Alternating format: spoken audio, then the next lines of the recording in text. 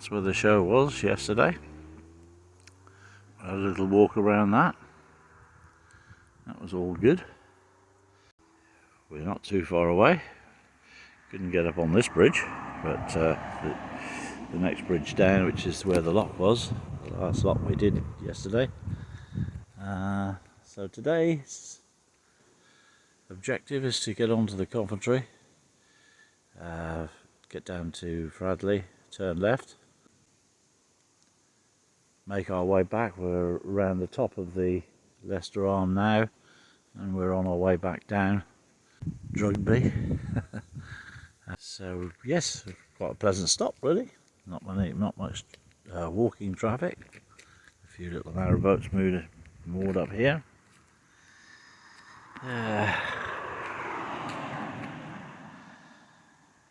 Yeah. Apparently they do a festival of arts here. So I can hear the lock gate going, so somebody coming up, I imagine. So I imagine that is street art, inverted commas, because it's all about the festival of arts. To be honest with you, most of the bridges we haven't seen a lot of graffiti on at all. It's all been good. Sue's going to do a wash, so we've no idea exactly how much water that will use, but wouldn't think it'll use a tremendous amount.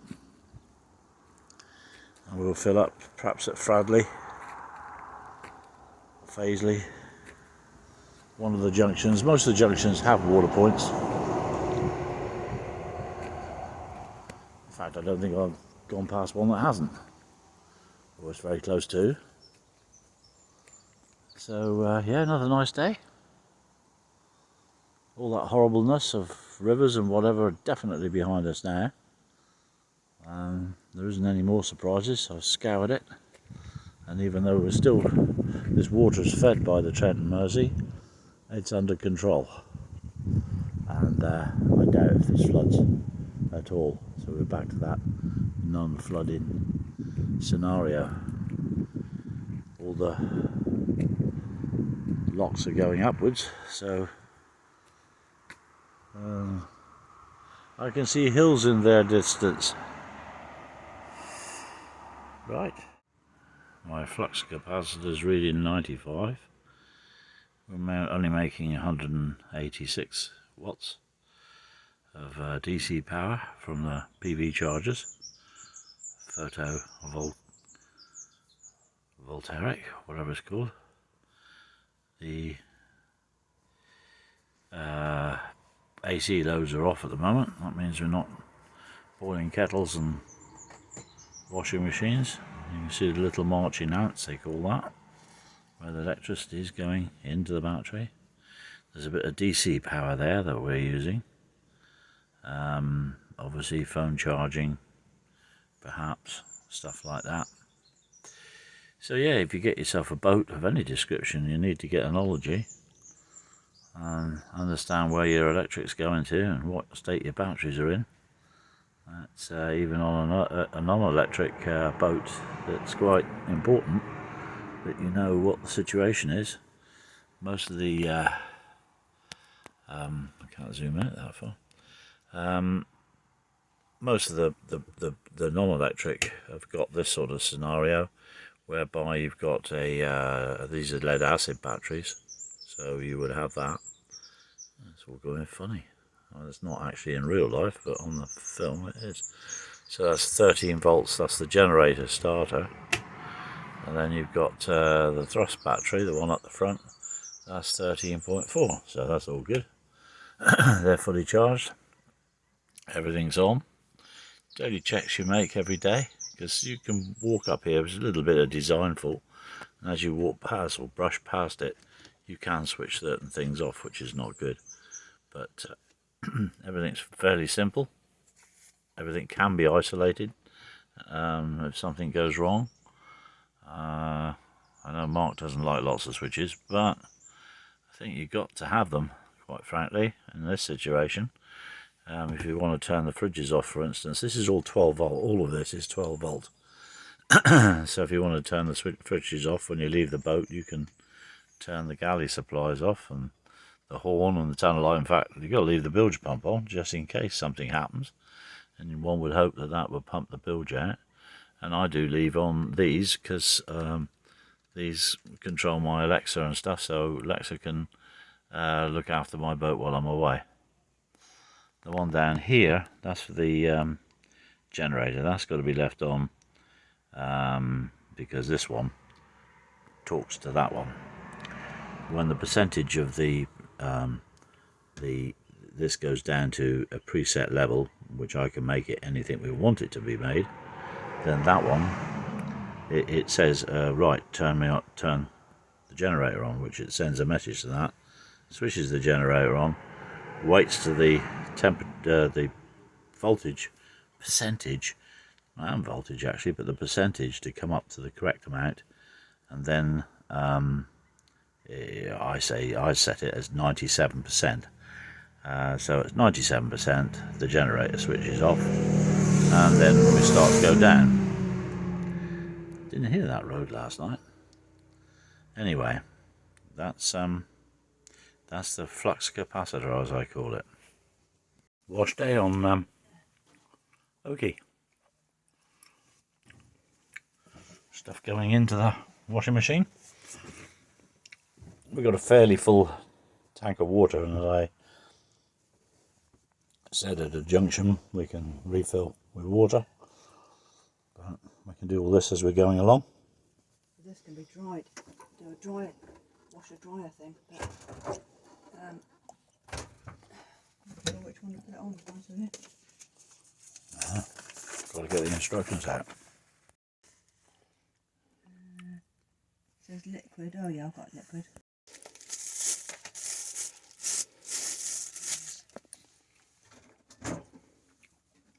Right. 13 there. These have got to be on there. 30, I suppose it is. Wash and dry is 30 degrees.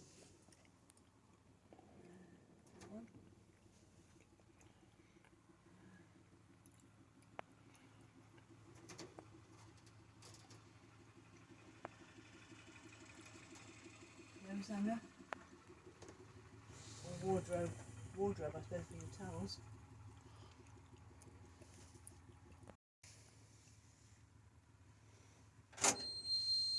Well,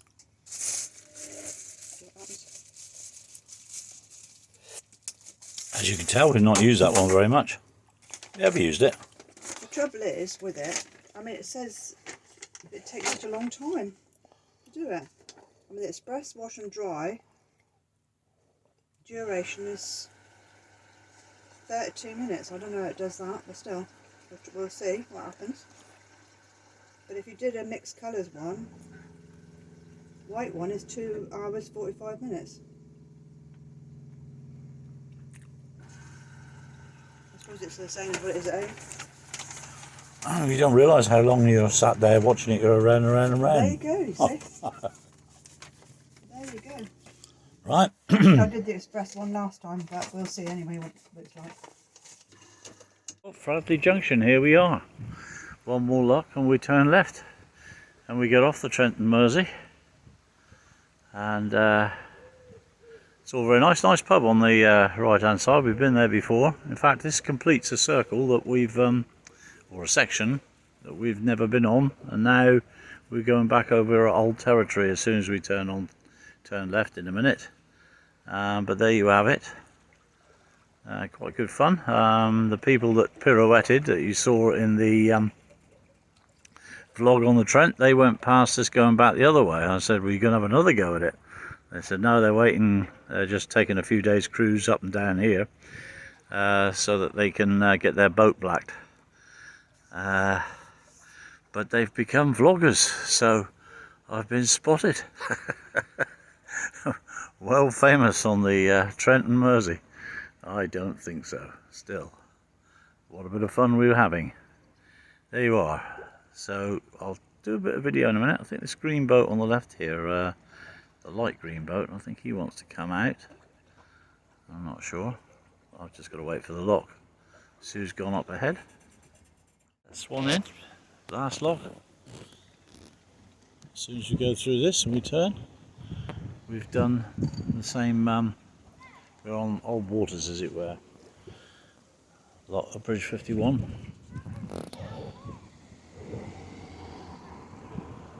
Thank you very much. What a good day.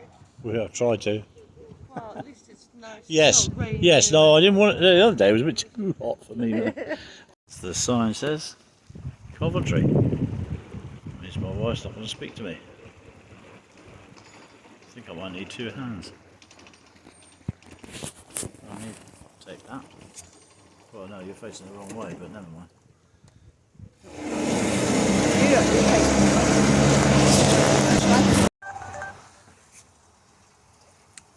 Coventry's a nice canal,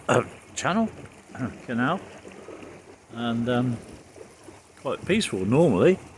We must have passed, since we got that junction, must have passed about, I don't know, 10, 15 boats coming the other way, so it's a particularly busy canal today. Maybe the kids are broken up, but I haven't seen many kids on board the boats. So, I don't know what that's all about. Just the sun came out and everybody thought, oh, nice day to cruise. I don't know. So from the junction to the first lock, Sue reckons around about 11 miles, so quite a lot of, at 2.5 miles an hour, roughly. That's going to be a while before we see any locks. So we'll just enjoy the countryside again and relax and breathe deeply and expel. Enjoy the quietness, the odd car. There's roads behind the trees that you don't know they're there. The car just went by then and I thought we were completely roadless. But we're not.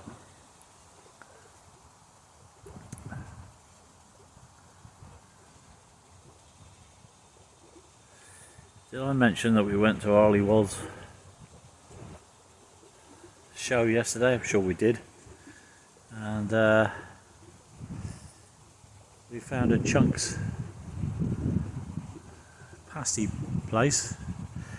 Well, for those that are watching now, I know there's people outside of our family and friends. The Chunks are from Ottery-sur-Mer, a little place where we live down in Devon, and they make lovely pasties. Don't go for these Cornish ones. Just lost several Cornish viewers now. But Chunks are really nice. Proper lovely, we say down there. Take it this guy supports England.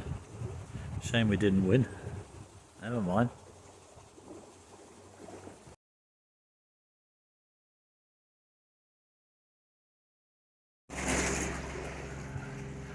Right, this is a house bridge. There's several of them along here.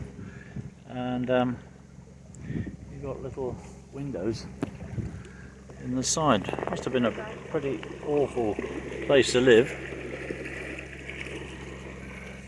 unless they were used for some other purpose that somebody might want to write in about. It's they actually call them house bridges, with a little window either side or whatever. Don't know how you get into it, but there you are. I would have thought it was something like keeping the stop locks. It was just planks of wood. Like that. Hardymore, is that Hardymore? Yeah. Sue's going to do some investigation. We have been past them before. There's another one down here. I'll see if I can do a bit more video for you. Still on the Coventry. Several hours into the journey now. As I said to you earlier that we wouldn't be doing many more locks on here because there isn't many to do. There's 2 at the end of the day, apparently, according to the person that should be listened to. I'll listen to the train there because this is the line we reckon that we went up to Middlewich on first trip this year and second trip this year.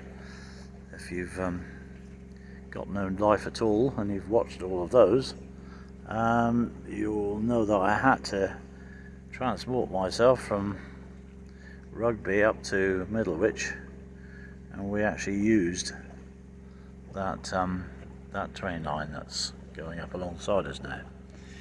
Yes, you can hear the motor cut in a little while ago because Sue's doing the washing and we're driving and we're cooking, and it uses up more electricity than what we're generating on the roof. Yeah, another Des Red property. This time still got the window in it. The other one had the window but it'd been bricked up. I saw the outline of the bricking up.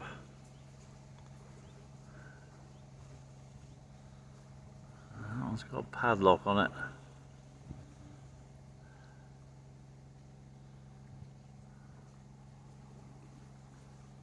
That was quite small.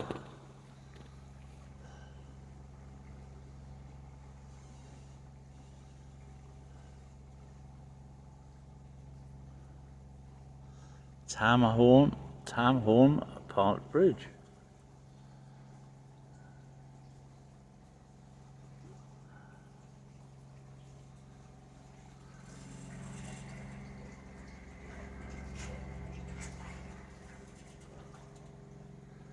Nothing on the other side. Again, it looks like it could have been bricked up that side. I don't know. Anybody has any information on those houses that are inside bridges, we'd like to know. Comments written below. Nice ones, please. Well, this is the Tamahorn House Bridge. Obviously the Des Res of the days. That's quite a big residential area.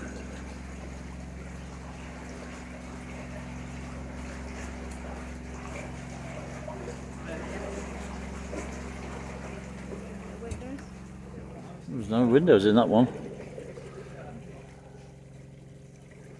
Can't find out why it's called a house bridge at the moment. I've had a Sue good cannot look. find why it's called a house bridge. She's looked. Oh, you can see they're bricked up. Yeah. The windows have been bricked up, so the bridge is hollow. I can't imagine anybody lived in there. Is there any reasons why anybody could consider why that would be a house? Oh. Maybe it was just to keep tools in.